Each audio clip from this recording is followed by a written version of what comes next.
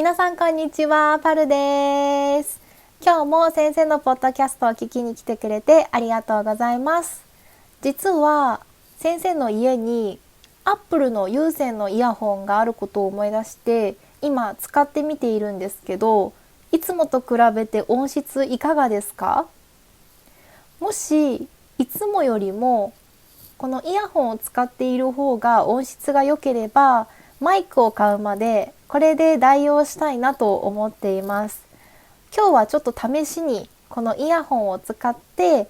ポッドキャストを撮ってみたいと思います。みんな聞いてみてコメントよかったらしてください。で、今回のポッドキャストは JLPT の N2N1 レベルの方向けのものとなっています。先生のポッドキャストを見てくれている方の中には初心者の方も多いんですけれども、今回はちょっと難しめの内容となります。そして話すスピードもいつものポッドキャストよりも速くなるので、ご了承ください。はい。では、今回のこのポッドキャストですね、実は最近悩みがありまして、その悩みをみんなとシェアしたいなと思って撮ってます。で、その悩みがどんな悩みかと言いますと、貯金ができないっていう悩みです。で、どんぐらい貯金ができないかっていうと、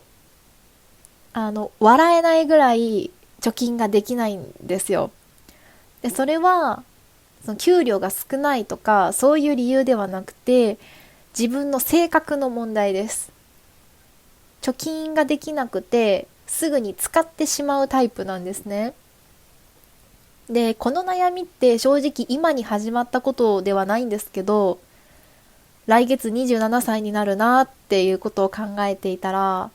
急にすごい焦りを感じ始めて、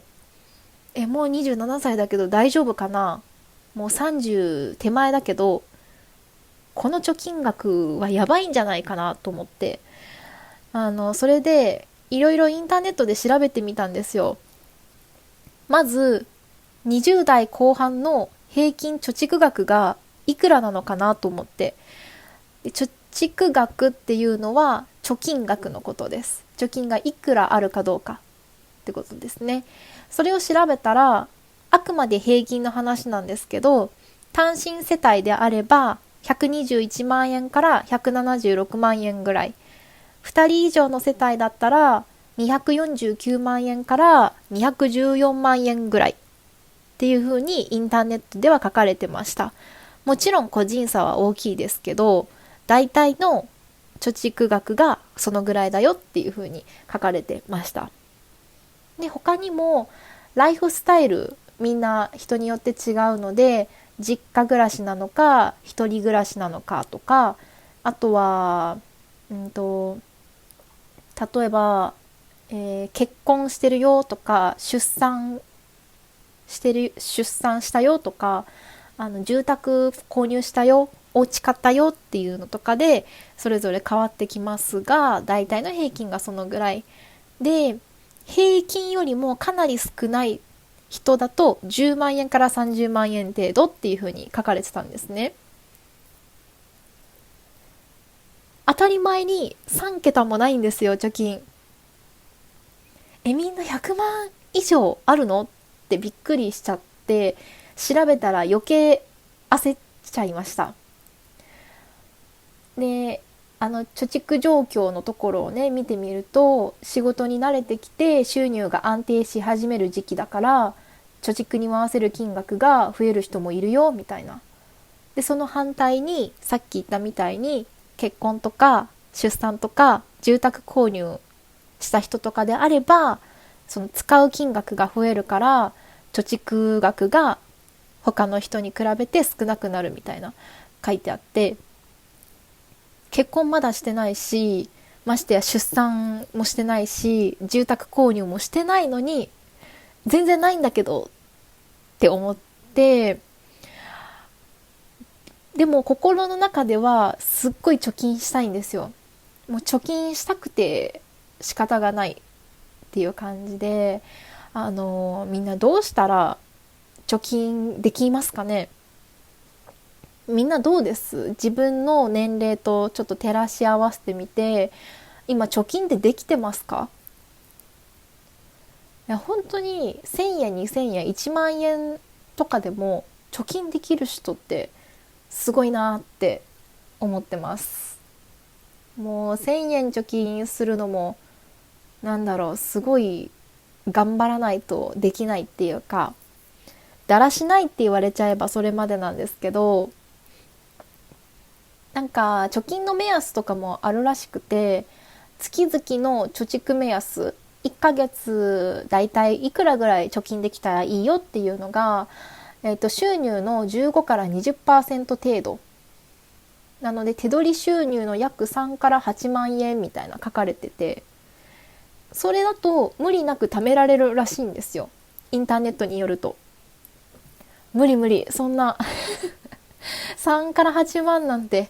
そんな無理なく貯められないなってちょっと思っちゃって、いや貯金って難しいよなって思ってるんですよね。で、貯金ができない理由っていうのも調べてみました。そしたらいくつかの特徴や原因があるみたいで、例えば収支を把握していないっていうのは、何にいくら使っているかがわからなくて無駄遣いに気がつきにくいとか、あと目的や目標がない、何のために貯めるのかっていうのが明確じゃないからモチベーションが続かない、それから計画性がないっていうので、収入から貯蓄分を先に確保しないで残ったお金でやりくりしようとする。あとは浪費癖がある。特にキャッシュレス決済の利用額を把握しないでリボ払いなどを多用しがち。最後が固定費に無駄が多い。通信費とか保険料とか毎月必ずかかる費用が高すぎるっていうのが挙げられるみたいなんですね。で、これを読んでみて、まず確かに何にいくら使っているかは全然わかんないんですよ。というか、お金のことを考えると、すごいストレスが溜まったりとか、イライラしちゃうので、普段逆に考えないようにしてて、車好きだから、やっぱりガソリンも結構使うし、それから、ご飯、先生食べるの大好きなので、ご飯にも結構使うし、でもそれを実際に一個ずつ計算して、改めて見てみると、多分すごい萎えると思うんですよ。こんな使ってんのって絶対なっちゃうから、わざともう計算しないようにしてるっていうので、確かに無駄遣いには気づきにくいのよなって感じたっていうのと、目的目標はある。先生は貯金をしてこれに使いたいっていうのがもう明確にあるんだけど、それでもモチベーションが続かないというか、なかなか貯金が難しい。で、計画性がないのは確かにそう。で、あればある分だけ使っちゃうんですよ。例えば、ちょっと貯金成功してきて、じゃあ口座に仮に100万貯まったとします。100万あるから、そのうちの2万使っても絶対死なないし余裕じゃん。その考えがずっと残っちゃって、どんどんどんどん結局貯金が減っていってしまうみたいな感じがよくあったり、あとは、最近日本でも現金だけじゃなくて QR コード決済とかっていうのも増えてきてるので、先生も確かに普段 QR コード決済かクレジットカードで支払うことが多いんですけど、そういうのって実際にお金を物として見えないから、ついつい使いすぎちゃうんですよね。QR コード決済もだし、クレジットカードは特に要は違う月に支払うから、どんどんどんどん使っちゃう。最近のクレジットカードの支払いがこの前30万円ぐらいあって、ちょっとさすがに横転しました。ほんとちょっと泣きそうになっちゃって、初めてあんな額を見ましたし、何に使ったかわかんないんですよね。本当に困っちゃう。うん。ね、固定費に無駄が多いっていうのは先生はあんまりないかなって思ってるんで、ここは該当してないですけど、まあそういう理由があって貯金ができないんじゃないかみたいなっていうのが書かれてました。で、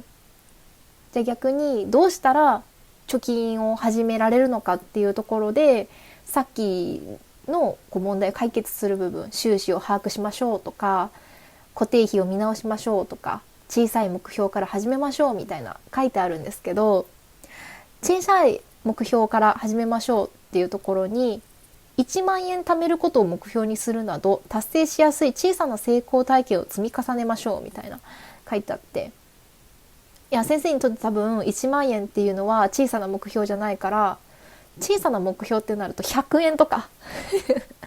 リアルなとこでいくと100円とかになっちゃうんですよね。か500円、まあ500円玉、日本は500円コインなんで500円玉とかだったらいけるかなって思うけど、仮に500円を1年貯めたとて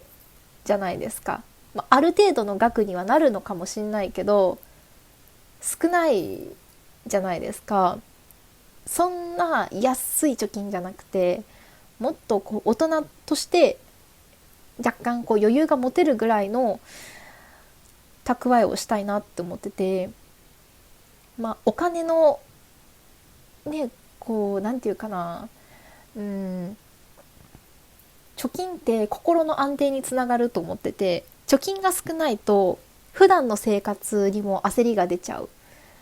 し、なんだろう、機嫌が悪くなりやすいというか、貯金があれば心に余裕ができて、もう少し穏やかになる自分が、なんかそんな気がしてて、だから貯金したいんですよね。まあなんかそんな感じで、まあでも実際この浪費癖、貯金しないっていうこの性格って今に始まったことではなくて、まあ実感し始めたのは大学生の時からですね。一応アルバイトは高校生からしてたんですけど、実際に自分でアルバイトをしたお金で毎回遊ぶっていうのは大学生からしてて、うん、その時から本当に貯金ができなかったんですよ。で、多分その貯金ができないっていうその性格に拍車をかけた出来事というか、ポイントがあって、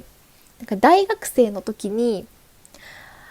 スニーカーにめっちゃハマったんですよ。スニーカーって言ってもレアスニって言われて、レアなスニーカー、ナイキとかアディダスが出す限定もののスニーカーとか、なんか AJ1 となんかのコラボとか、そういうのにめちゃくちゃハマって、とにかく毎週のようにスニーカーを買ってた時期があったんですね。でもスニーカーって言ってもね、一つそんな安い5000円とかっていうわけではないので、やっぱりそれでどんどんお金使っていってしまって、気がついたら全く貯金ができない、なんならマイナスなんじゃないかっていうぐらいの感じになっていって、でそれと同時に服も結構興味があって、その時、シュプリームとかそういったストリートブランドにハマってたんですね。